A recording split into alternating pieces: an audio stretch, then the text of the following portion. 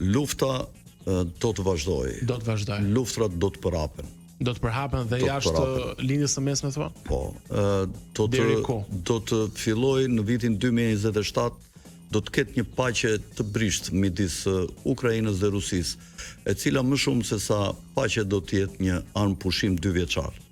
Dhe mbas 2 vjetësh, pasi Evropa, e cila ka shumë para nëpërmjet bankierëve të saj, të riarmatoset fuqimisht, e cila ka filluar Britania, Gjermania, Franca, kanë filluar një garë të jashtëzakonshme armatimesh dhe nuk e tregojnë edhe nivelin e financimeve të kësaj gare armatimi, shumë të lartë do përpiqen të shkatrojnë dhe të hyjnë në luftë me Rusinë në vitin 2027.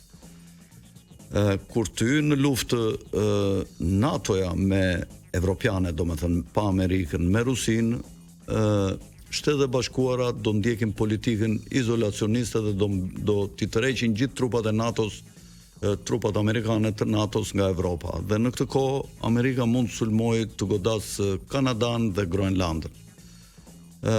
Ndërkohë, këtë moment do ta shfrytëzojë Izraeli që me ndihmën e Evropës, në aleancë me Evropën, do përpiqet të marrë toka dhe nga Egjipti dhe nga Jordania, duke krijuar Izraelin e madh dhe duke dëbuar banorët e këtyre vendeve dhe duke lënë shumë pak banorë. Dhe Kina njëkohësisht do përpiqet të marrë Tajvanin dhe të kontrollojë gjithë detin e Kinës Jugore, ta kthejë në një liçen ku të mos ketë ujëra ndërkombëtare.